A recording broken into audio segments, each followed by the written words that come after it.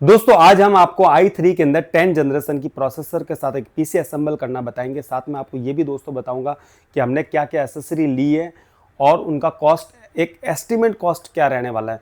दोस्तों बताना चाहूँगा कि अगर आपके पास कोई कंप्यूटर की शॉप है तो ये वीडियो आपके लिए खास है। आप कंप्यूटर रिपेयरिंग करना या असेंबल करना इस वीडियो के माध्यम से सीख सकते हो।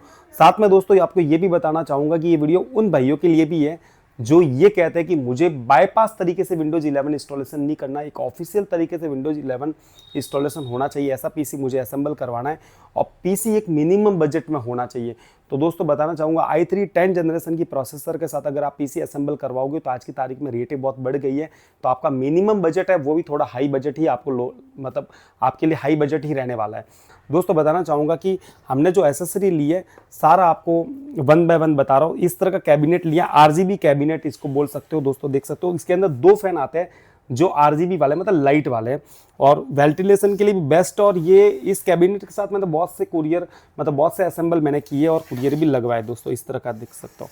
और जब भी आप असेंबल करते हो तो कभी भी आपको ये पता होना चाहिए कि आपको दोनों साइड के ढक्कन जो वो निकाल के ही रखने हैं। आपको इस तरह से देख सकते हो और इस तरह का कैबिनेट रहने वाला है। इसके स्क्रू और सारे अंदर ही आ जाते हैं। और ये आरजीबी वाले फैन है, एक एक्स्ट्रा फैन यहाँ पर भी मिल जाता है, मतलब टोटल 3 फैन मिल जाते हैं। और एक इसका पावर सप्लाई लगेगा तो उसके अंदर भी फैन आता ही है।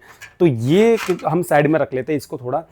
और दोस्तों बताना चाहूँगा ये कैबिनेट आप 1700 1750 इस कैबिनेट का प्राइस आप गिन सकते हो। और जो हमने मदरबोर्ड लिया है ये मदरबोर्ड का आप 7 साढ़े 7 हज़ार रुपये गिन सकते हो। ये मदरबोर्ड है दोस्तों 510 H510 जो कि 10 और 11 जनरेशन को सपोर्ट करता है। आज जो हम पीसी असेंबल कर रहे हैं वो i3 के अंदर 10 जनरेशन की प्रोसेसर के साथ पीसी असेंबल कर रहे हैं। तो ये वाला गीगाबाइट का मदरबोर्ड लिया, बेस्ट मदरबोर्ड है। और ये प्रोसेसर लिया i3 10 जनरेशन की प्रोसेसर, पूरी नई प्रोसेसर है पूरा। इसमें ओपन बॉक्स भी आती है दोस्तों, ध्यान रखना। जो फैन आपको अलग से अंदर पैक करके देते हैं, पूरा सील पैक है, देख सकते हो। तो प्रॉपर एकदम वर्क मिलेगा इसके अंदर। आप जब ये 11,500 रुपये की है, आप सोचते हो कि मैं ऑनलाइन से 10,500 में ले लूँ, तो कई लोग क्या करते हैं ओपन बॉक्स होता है इसमें फैन डाल देते हैं, यूज की हुई प्रोसेसर होती है। तो ये बात भी आपको खासकर ध्यान रखना है। प्रोसेसर के रेट बहुत बढ़ गए हैं। आपको दोस्तों बताना चाहूँगा प्रोसेसर, रैम और एसएसडी, एनवीएमई एसएसडी हो या नॉर्मल एसएसडी हो, रेटें बहुत बढ़ गई है और रेटें अभी भी बढ़ने वाली। और भी जो लोग ये सोचते हैं कि दिवाली के बाद रेट घटेगी तो और रेट बढ़ रही है। आपको मैं आज उदाहरण दूंगा रेट किस तरह से बढ़ी है। तो ये 11,500 रुपये काउंटिंग आप बाद में लास्ट में कर देना। ये पीसी ओवरऑल आपको 30 से 35,000 रुपये का पड़ेगा। जो मिनिमम बजट है, मतलब हो सकता है आपके लिए हाई बजट हो, क्योंकि सीधी बात है रेटें भी बढ़ गई। यही पीसी अगर आपने दिवाली से पहले 20 दिन पहले लिया होता तो आपको हो सकता है ये पीसी आपको 25 से 30 हज़ार के बीच में मिलता, जो कि अभी आपको 30 से 35 हज़ार के बीच में मिलेगा। मतलब सीधा 5-6 हज़ार रुपये का डिफरेंट आएगा कि रेट तो बहुत बढ़ गई है। ये रैम ली है 16 GB की हमने रैम ली है। अडाटा 3200 mAh की 8 GB की रैम है, 8 GB की 2 रैम ली है। ये एक रैम आप 3,300 रुपये गिन सकते हो। तो मतलब 2 रैम के आप गिन लो, अब 6,500 रैम के हो रहे हैं। यही रैम आपको बताओ सैटरडे मतलब शनिवार की, आज की डेट है 28 तारीख है, मतलब आज मंगलवार है, मतलब ट्यूसडे है। शनिवार को इसी रैम की रेट थी 2600 रुपये। आपको दोस्तों बताना चाहिए रेटें बहुत बढ़ गई है। और नॉर्मल जो रैम रहते हो ना 8 GB DDR4 की जो 2666 mAh की होती है, वो रैम की रेट शनिवार की मतलब सैटरडे की मतलब 26 या 25 तारीख की रैम की रेट थी 1450 रुपये, 1500 या 1600, ये रेटें चल रही थी। आज की तारीख में उनकी रेट है 2500 से लेकर 3,000 तक, मतलब रेट रैम की रेट सीधे ऑलमोस्ट 1000 प्लस हो गया है। तो आप समझ जाओ कि रेटें कितनी बढ़ रही है। तो इन दोनों रैम का आप 6,000 रुपये गिन सकते हो आपके हिसाब से। हमने 500 GB की हार्ड डिस्क ली है जो कि हमें 2300-2400 मिलती थी, लेकिन आज की तारीख में इसकी रेट है 2800 रुपये। तो ये 500 GB की हमने हार्ड डिस्क ली है। और ये पावर सप्लाई लिया है जो आपको 1700-1800 रुपये में मिल जाएगा, 800 वोल्ट का पावर सप्लाई। और इसके अलावा NVMe भी हमने इसके अंदर लिया है, तो ये भी आपको 2700, 2600, 2700 का मिलेगा, जो कि 2400 रुपये की आती थी। तो रेटें सारी बढ़ गई। रेटें जो बढ़ी है वो ऑलमोस्ट किसकी बढ़ी है, रैम, SSD और प्रोसेसर, ये बात आपको ध्यान रखना है। ये ओवरऑल पीसी आपको 30 और 35,000 रुपये में बनेगा। और इसके अंदर विंडोज 11 ऑफिशियल तरीके से आप इंस्टॉलेशन कर सकते हो और पीसी भी स्मूथ चलेगा, ये बात आपको खासकर ध्यान रखना है। अब पीसी को किस तरह से असेंबल करना कंप्लीट गाइड करने वाला हूँ आपको, और आप वीडियो को बिना स्किप के पूरा देखना। और लास्ट में आपको अच्छा लगे तो चैनल को सब्सक्राइब जरूर करना। सबसे पहले देख सकते हो आपको कैबिनेट लेना है और इस कैबिनेट के अंदर से वायर आपको सारे बाहर निकाल देने के हैं। ये जो वायर है आप इनको सही से ओपन कर दो। सबसे पहले मदरबोर्ड को अनबॉक्सिंग करते हैं। ये इसकी पट्टी आ गई जो कि यहाँ लगेगी। ये साटा केबल इसके साथ में आ जाता है, जो हमें अलग से हार्ड डिस्क लगानी है तो अलग से आपको साटा केबल खरीदने की ज़रूरत नहीं होती है, एक साथ में आ जाती है। और इस तरह का मदरबोर्ड रहने वाला आप देख सकते हो। इसके अलावा इसके अंदर कुछ भी नहीं है, आप देख सकते हो, सिर्फ इसके साथ एक कैटलॉग है।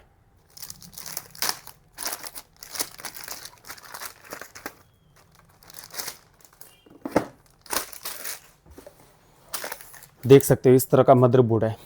और सबसे पहले आपको क्या करना है, इसके अंदर प्रोसेसर लगानी है। तो प्रोसेसर को हम अनबॉक्सिंग कर लेते हैं। दोस्तों एक बात और बताना चाहूँगा, ये पीसी जो असेंबल होगा इसके अंदर विंडोज 11 तो ऑफिशियल तरीके से इंस्टॉलेशन कर सकते हो। इसके अंदर आप एडिटिंग का काम भी कर सकते हो, गेमिंग भी खेल सकते हो और बेस्ट पीसी होने वाला है। और आपको बताऊँ जो हम प्रोसेसर लगा रहे हैं इसके साथ आपको अलग से कोई ग्राफिक कार्ड लगाने की ज़रूरत नहीं। अगर आपका बजट हाई है तो आप ग्राफिक कार्ड लगा सकते हो। नॉर्मली ग्राफिक कार्ड अगर आप 4 GB लेने जाओगे तो 5,000 से चालू होता है, RTX वाले लेने जाओगे तो 18,000 से चालू होते हैं। ये बात आपको ध्यान रखना। ग्राफिक कार्ड जैसे बाय करोगे देन आपका पीसी का बजट बहुत हाई लेवल में तक चला जाएगा। एडिटिंग का काम, ट्रेडिंग के लिए यूज कर सकते हो, कोई भी काम में इसको ले सकते हो। बहुत ही बेस्ट पीसी रहने वाला है। और फैन जो है दोस्तों इसके साथ थर्मल पेस्ट लगा हुआ है और ये हैवी फैन आते हैं जो वेंटिलेशन के लिए बेस्ट रहते हैं, जो कंपनी के आते हैं साथ में। एक हम अलग से फ़ैन लगाते हैं और एक इसके साथ आता है तो बहुत फ़र्क होता है। i3 के अंदर 10 जनरेशन और देख सकते हो इसके ऊपर स्पीड भी है 3.70 गीगाहर्ट्ज़, ठीक है। और आप इसको इस तरह से लगाओगे, यहाँ से इसको इस तरह से कर लेना और आप खाँचे देख लेना इसके, ये देख सकते हो खाँचे, ये 2 खाँचे बने हुए हैं यहाँ और यहाँ। तो आप इसको एज इट इज़ आप इसके अंदर देख लेना कि खाँचे अपने को किस साइड से रखना है। तो इसके अंदर यहाँ पर है, देख सकते हो ये वाला पॉइंट है यहाँ पर।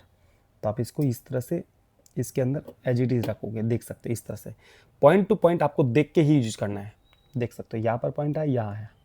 अब आपको कुछ भी नहीं करना है, इसको सीधा बंद कर देना है और इस तरह से और इस तरह से इसको लगा देना, ठीक है। और ये निकल जाएगा ऑटोमेटिक, इसको आप फेंक देना। अब इसके ऊपर ये आपको फ़ैन लगाना है। दोस्तों फ़ैन जब लगाओ तो आप देख लेना कि यहाँ पर इसका पावर पॉइंट है, देख सकते हो कूलिंग फ़ैन का। तो आपको फ़ैन इस तरह से लगाना है कि वायर भी आपको इसके बीच में नहीं आए और इस तरह से इसको फिट कर सकते हो, देख सकते हो। तो वायर भी आप पास पड़ेगा, बाकी वायर आएगा उसको आप बांध लेंगे, ठीक है। तो इस तरह से इसके ऊपर रख लेना और इसको बोर्ड को एक बार हाथ में ले लेना इस तरह से और आप देख लेना, देख लो प्रेस आराम से हो जाता है। इस तरह से इसको फिट कर सकते हो, बहुत ही आसान है।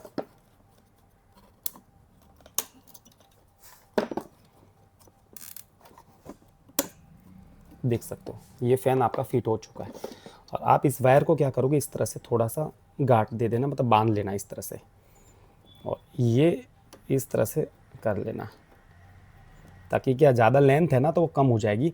और आप ये देख लेना यहाँ पर एक पॉइंट है, देख सकते हो यहाँ पर गैप दिया हुआ है। तो ये गैप दिया हुआ है ना, तो आप इसको भी इस साइड से इस तरह से इसके अंदर फिट कर लेना, देख सकते हो ये और ऑटोमेटिकली आ गया। और ये इस साइड इधर रखना है, ऐसा नहीं कि इसके बीच में आ जाए, ये ध्यान रखना। तो नॉर्मली आप जब देखोगे तो एकदम प्रॉपर तरीके से फिट हो चुका है। थर्मल पेस्ट हमने अलग से नहीं लगाया क्योंकि ऑलरेडी जो फ़ैन होता है उसके नीचे थर्मल पेस्ट लगा हुआ था, ये बात आपको ध्यान रखना है। अब इसके अंदर हमें NVMe लगाना है। तो NVMe ये हम इसको यहाँ से अनबॉक्सिंग कर लेते हैं। अडाटा कंपनी सबसे बेस्ट कंपनी है दोस्तों, ये ध्यान रखना है NVMe के लिए। ये आप यहाँ लगेगा, देख सकते हो यहाँ पर इसको ऐसे निकाल देने का ये वाला पॉइंट, और आप इसको इस साइड से आप इधर लगा सकते हो, देख सकते हो इधर आराम से आप ऐसे इस तरह से कर सकते हो। फिर ये लगाने के बाद इसको फिर से यहाँ से इस तरह से बंद कर दो तो ये हो गया। आपको लग रहा है कि मुझे यहाँ पर 100 पीस के लिए स्टिकर साथ में आया लगाना है तो आप इसको इस तरह से लगा सकते हो। ये साथ में आता है, बस एक ब्रांड का नाम लगता है लुक के लिए, अंदर तो कोई देखता नहीं है लेकिन फिर भी आपको देखने के लिए कि कभी आप खोलो तो आपको लगेगा कि हाँ अच्छा लग रहा है। तो ये इस तरह से आप लगा सकते हो, ठीक है। अब अपना काम रह गया रैम लगानी इसके अंदर। तो रैम हमारे पास 8-8 GB की 2 रैम ली है। देखो 2 स्लॉट है, इसके अंदर 32 GB रैम करने का कोई फ़ायदा नहीं है, मुझे ऐसा लगता है। तो 8-8 GB की 2 इसलिए रैम लगा रही है कि भाई एक रैम की वारंटी अगर 5 साल है, दूसरे रैम की भी वारंटी 5 साल है। 6 साल के बाद मान लो वारंटी ख़त्म हो गई, 6 साल के बाद रैम ख़राब हो गई तो आपने अगर 16 GB की एक रैम ली होती तो वारंटी टोटल कितनी मिलती, 5 साल की मिलती। अलग अलग ली तो 5 और 5 कितने साल होगी, 10 साल वारंटी होगी। 6 साल के बाद अगर रैम खराब होती तो एक आधी खराब होगी, दोनों नहीं होगी। अगर 16 ली होती तो डबल झटका लगता। तो ये बात आपको ध्यान रखना है। इसलिए ये थोड़ा सा अपने को दिमाग चलाना बहुत जरूरी है। आपको लग रहा है कि मुझे 32 GB करना है 2 महीने बाद, तो फिर 16 GB रैम लेना। ये बात आपको खास कर ध्यान रखना है। और इस तरह से रैम लगाएंगे कि आपको ये देखना है कि यहाँ पर देखो पॉइंट दिए हुए हैं, या गैप ज़्यादा है गैप कम, इस तरह से आपको यहाँ पर सेट कर लेना है। दूर से सेट कर ले सकते हो, इस तरह से देख सकते हो। और इनको आप खोल देना इस तरह से, इसके अंदर रैम आप बिठा सकते हो। इधर ऊपर से प्रेस करना है, देख सकते हो आवाज़ आएगी, मतलब रैम फिट हो गई है। इसी तरह से दूसरी रैम भी ले लेते हैं। ये ध्यान रखना 8 GB 3200 mAh वाली रैम है, ठीक है ना। एक इसमें 2600 वाली भी आती है, 3200 वाली ली है, सेम एज इट इज। इसको भी आप इस तरह से फिट कर सकते हो, इस तरह से। 2666 की रैम जो आती है 8 GB के अंदर, वो उसका प्राइस थोड़ा कम होता है। जैसे 8 GB 2666 की रैम लेने जाओगे तो आपको हो सकता है 2700-2800 मिल जाए। आज की रेट बढ़ गई है, मतलब 1600-1700 मिलती थी, मैंने बोला सैटरडे को ये रैम, मतलब आज से 3 दिन पहले की बात बता रहा हूँ। और आज उसकी रेट हो गई 2600-2700, मतलब एक रैम के पीछे 1000-1200 बढ़ गए। और ये रैम 3200 वाली 500-600 रुपये प्लस हो जाते हैं। मतलब ये रैम 2400-2500 की मिलती थी, जो कि आज इसकी रेट हो गई है 3300-3400 रुपये। ये बात आपको ध्यान रखना है। और आप ये मत सोचना कि मैं i3 का अंदर 4 जनरेशन का पीसी बना रहा हूँ, या 6 जनरेशन या 7 जनरेशन का पीसी बनवा रहा हूँ और उसके अंदर 3200 वाली रैम लगा दूँ, तो मत लगाना दोस्तों। ये रैम अगर आप 10 जनरेशन के ऊपर ले रहे हो और सपोर्ट भी करनी चाहिए तो उसी हिसाब से लगेगी, ठीक है। तो ये काम हमारा सारा हो चुका है यहाँ तक, ठीक है। अभी हमारा यहाँ पर कुछ भी काम नहीं रह गया, तो हमें सीधा आना है कैबिनेट के अंदर। तो कैबिनेट अंदर जब भी आते हो तो आप ध्यान रखना कि ये जो है ना, आपको किस तरह से लेके जाना है वो भी मैं बता देता हूँ। पहले तो हम इसको खोल देते हैं। ये आपको कहाँ लगाना है, या देख लेना कि भाई कोई बीच में तो नहीं आ रहा है। तो हम जब इसको देखेंगे कि बीच में आ रहा है कि नहीं आ रहा है, तो अभी तक देख ले कोई भी बीच में नहीं आ रहा है, ठीक है। तो आप इसको इसी तरह से इसको अंदर लेके जाओ। ये इस तरह से अंदर फिट हो गया। अब आपको ये बोर्ड अंदर लेके जाना है, तो बोर्ड भी आपको इसी तरह से पकड़ के लेके जाना है, देख सकते हो, देख सकते हो। जब बोर्ड फिट कर लो तो यहाँ से भी देख लेना कि प्रॉपर तरीके से सारे पॉइंट मिलने भी चाहिए। तो यहाँ देख लो प्रॉपर तरीके से सारे पॉइंट मिल भी रहे हैं, एक भी पॉइंट ऐसा नहीं है कि भाई नहीं मिल रहा है, ठीक है। और फिर ही इसके अंदर आप स्क्रू लगाना, पहले से स्क्रू मत लगाना। अब इसके अंदर हमें स्क्रू लगाने हैं, तो सारे स्क्रू भी साथ में आ जाते हैं, तो इसको आप निकाल देना इस तरह से, ठीक है। और आप क्या करोगे, छोटे वाले स्क्रू हैं वो 1 बाय 1 आप फिट कर सकते हो। इस तरह से दोस्तों बोर्ड को फिट करना कि जितने भी स्क्रू है सारे लगाना। कई के क्या लोग क्या करते हैं, इसमें 6 स्क्रू लगेंगे, तो कोई के क्या करते हैं 4 ही लगाते हैं। तो हमें 6 लगाना, प्रॉपर तरीके से लगेगा तो पीसी बेस्ट एक तरह का असेंबल होगा, या कभी हिलेगा नहीं। इसलिए ये बेस्ट रहता है कि भी ऐसा नहीं 4 लगाओ, 6 तो 6 ही 6 लगा दो, ये बात ध्यान रखना। दोस्तों देख सकते हो मदरबोर्ड इसके अंदर फिट हो चुका है, और हमारे मदरबोर्ड के साथ 4 आइटम फिट हो चुके हैं, फैन, प्रोसेसर, रैम और NVMe, ये सारी चीज़ें फिट हो चुकी है। अब इसके अंदर हमें पावर सप्लाई लगाना है। पावर सप्लाई के अंदर भी दोस्तों ध्यान रखना कि 5000 वाले पे पावर सप्लाई आते हैं, 8000 वाले भी आते हैं, लेकिन आपको बजट के हिसाब से चलना है। ज़्यादा महंगे पावर सप्लाई लेने से ऐसा नहीं है कि आप सोचते हो कि मेरा बोर्ड सही चलेगा, ऐसा नहीं है। 800 वोल्ट का पावर सप्लाई 450 वोल्ट का नॉर्मल पीसी में चलता है, लेकिन थोड़ा ऊपर इसलिए लेना रहता है कि भाई अच्छा वाला बोर्ड लगा रहे, तो इसको मान लो पावर का भी ज़्यादा चाहिए तो 800 वोल्ट का ले रहे हैं। लेकिन ऐसा नहीं कि 800 वोल्ट का पावर सप्लाई लगाने से इसको 800 वोल्ट मिल रहा है, ऐसा नहीं है। मदरबोर्ड तो ऑटोमेटिकली पावर लेता है, ये ध्यान रखना। ऐसा नहीं कि भाई 800 सोच रहे हो तो 800 लेगा। और पावर सप्लाई के अंदर भी बहुत सारे वायर आते हैं, तो सारे वायर आपको कनेक्ट नहीं करने होते हैं, एक्स्ट्रा रहते हैं वायर। वो तो अलग से बड़े ग्राफिक कार्ड लगते हैं, तो उनके साथ सारे वायर भी लगते हैं। अब ये पावर सप्लाई 1700-1800 रुपये का है। अब आप 5000 का रुपये का लेता, क्या फ़र्क आता है। इसके वायर देख लो कितनी क्वालिटी वाले हैं, और पावर सप्लाई कितना बेस्ट है। इसके वायर भी बहुत ही ज़बरदस्त अच्छे वाले हैं, देख सकते हो। वायर लेंथ भी है और बहुत ही बेस्ट है मेरे हिसाब से। तो बजट के हिसाब से अच्छी चीज़ें खरीदनी चाहिए। अब इसको आप जब भी फिट करो तो देख लेना आप अंदर जाकर, ऐसा नहीं कि भाई आप उसको उल्टा सीधा लगा देना। एक बार देख लेना भाई ये उल्टा लगा रहा हो, जैसे मान लो मैं, तो देख लो कि भाई यहाँ पर टच हो रहा है, देख सकते हो यहाँ पर प्रॉब्लम आ रही है, ठीक है। तो ये यहाँ पर स्क्रू भी नहीं मिल रहा है, देख सकते हो यहाँ प्रॉब्लम आ रही है, स्क्रू यहाँ आ रहा है। तो आप इसको क्या करोगे, अगर आपको लग रहा है कि मैंने उल्टा लगा दिया तो इसको सीधा वापस कर दो, आपको पता नहीं चले अगर स्टार्टिंग में नया नया काम कर रहे हो तो। अब ये इसके अंदर चारों पॉइंट मिल गए, 1 2 3 4, मतलब ये प्रॉपर आपका पावर सप्लाई फिट हुआ है। अब आपको एक बात और ध्यान रखना, जब भी पावर सप्लाई फिट करो तो इसके अंदर गैप है, देख सकते हो, ये वायर हमें पीछे लेके जाना है, यहाँ से देख सकते, यहाँ से। अब ये गैप आपको कम पड़ेगा, फिर वायर नहीं निकाल पाओगे। तो आपको क्या करना है, इस पावर सप्लाई को फिर से बाहर निकाल देना। आप इन वायर को यहाँ से, इसको देखो इस तरह से खड़ा कर देना और इन वायरों को सारों को पीछे ले लेना इस तरह से, ये यहाँ से। दोस्तों देख सकते हो, ये जो पावर सप्लाई है ये हमने फिट करने से पहले सारे वायर हम पीछे लेके गए, जो वायर पीछे की साइड आया, देख सकते हो आप। तो इस तरह से वायर पहले क्यों लेके गया हो दोस्तों, कि बाद में आपको वायर की प्रॉब्लम आती, आप वायर को नहीं निकाल पाते। तो इसलिए सारे वायर हमने यहाँ से क्या किया, यहाँ से निकाले, देख सकते। पावर सप्लाई के साथ में भी स्क्रू आ जाते हैं, देख सकते हो इस तरह से। दोस्तों पावर सप्लाई भी फिट हो चुका है और इसके सारे वायर हमने यहाँ से निकाले, देख सकते हो। अब आपको ये बात और ध्यान रखना है कि ये जो कैबिनेट के सारे वायर है ना, ये भी आपको पीछे लेके जाना है। अब इसको किस तरह से लेके जाओगे वो भी मैं बता देता हूँ। वन बाय वन आप क्या करोगे, यहाँ से आप निकाल देना वन बाय वन, क्योंकि हमें पीछे से चाहिए, यहाँ से फालतू भीड़ भाड़ा करने की जरूरत नहीं है। तो आप क्या करोगे, जितने भी वायर हैं एक्स्ट्रा आप इस तरह से वन बाय वन निकाल सकते हो, एक एक करके। देखो मैं आपको बता भी दूँ, ये जैसे वायर ले लिया तो एक वायर को आपने यहाँ से निकाल दिया, ठीक है। इसी तरह से आपको सारे वायर उस साइड लेके जाना है। इस तरह से सारे वायर आप वहाँ से इस साइड लाने हैं आपको, ये बात आपको खासकर ध्यान रखना है। देख सकते हो दोस्तों, ये जो वायर है ये यहाँ के फैन का, इसको भी हम पीछे लेके जा रहे हैं यहाँ से, ठीक है। ये भी पीछे आ गया यहाँ से, तो सारे वायर यहाँ आ गए। अब हमें इन वायरों को सेटअप करना है और आप क्या करोगे कि ये वायर जितने भी है आपको यहाँ से इधर लेके जाना है। अब आपको ये भी देखना है कि ये वायर जब हम यहाँ से लेके कौन से पॉइंट से लेके जाए, यहाँ से गैप 3 है, 1 2 3, ये देखना है कि लेंथ कहाँ से पहुँच रही है। तो आप इसको देखते हुए वायर को लेके जाओगे। अब दोस्तों देख सकते हो सारे वायर हमने प्रॉपर तरीके से यहाँ पर ला लिए, देख सकते हो। अब आपको क्या करना है, ये जो आरजीबी वाले फैन है जो आगे की साइड लगे हुए हैं, इस साइड के, इसके पावर देना है। और एक पीछे का छोटा सा फैन लगा हुआ है इसके अंदर, जो वाला ये वाला फैन, इन दोनों में पावर देने के लिए हम क्या करेंगे, हार्ड डिस्क के 2 वायर आए थे हमारे पास, जिसके साथ हार्ड डिस्क भी लगा सकते हो और ये वायर भी आपको पावर दे सकते हो। तो एक वायर तो हम हार्ड डिस्क लगा रहे इसलिए आगे लेके गए और एक हमने पीछे ही रखा है।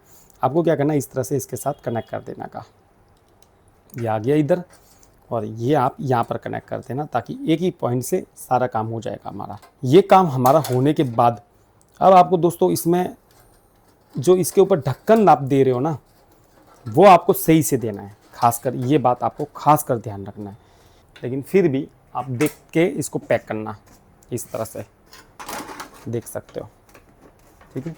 आपको लग रहा है कि भाई को डिस्टर्ब दे रहा है बीच में, तो आप चेक करते रहना, देख सकते हो प्रॉपर तरीके से आ रहा है। तो इस तरह से आप इसको यहाँ से पैक कर सकते हो। मतलब यहाँ का काम हमारा फिनिश हो चुका है, ये बात आपको खासकर ध्यान रखना। अब हम आपको फ्रंट की साइड लेके जाएंगे। अब देख सकते हो दोस्तों, यहाँ का काम फिनिश हो चुका है। अब हाँ आ जाते हैं इस साइड, यहाँ पर जितने भी वायर है आपको यहाँ से होने लगेंगे, देख सकते हो। अब आपको यहाँ पर किस तरह से वायरिंग करनी है वो आपको सारा बताता हूँ। ये वाला जो केबल है 1 बाय 1 केबल आपको बता रहा हूँ, ताकि आपको कन्फ्यूजन नहीं होगा। ये वाला है, ये मदरबोर्ड को पावर देता है, ये यहाँ कनेक्ट कर देना, आप इसको यहाँ फिट कर देना आराम से, ज़्यादा प्रेस करने की जरूरत भी नहीं है आपको। ये 8 पिन है, देख सकते हो दोस्तों, ये कनेक्ट होती है इस तरह से, इकट्ठी आती है। आपको ऐसा नहीं 8 पिन लगा दो। आपने सोचा कि भाई एक बड़ा वाला बोर्ड है, गीगाबाइट का बोर्ड यूज़ कर रहा हो तो चलो 8 पिन यूज़ कर रहा है, ऐसा नहीं है। 8 पिन यूज नहीं करनी, सिर्फ 4 पिन यूज़ करनी है आगे वाली, ठीक है। आप इसको 4 पिन को यहाँ पर कनेक्ट कर सकते हो, जो यहाँ पर आपको पॉइंट दिख जाता है, देख सकते हो। थोड़ा सा अंधेरा होगा तो इस तरह से आप इसके अंदर फिट कर सकते हो, देख सकते हो। इसको हम बाद में यहाँ पर बांध लेंगे ताकि ये बीच में नहीं आएगा, ठीक है। और ये काम हमारा हो गया।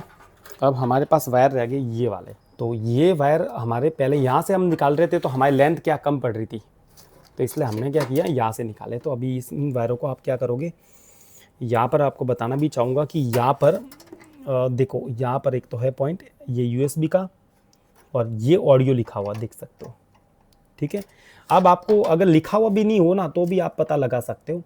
यहाँ पर एक पॉइंट नहीं है, देख सकते हो इसके अंदर, तो ये USB में भी यहाँ पर पॉइंट नहीं है, तो यहाँ पर इसको कनेक्ट कर देना इस तरह से, इस तरह से।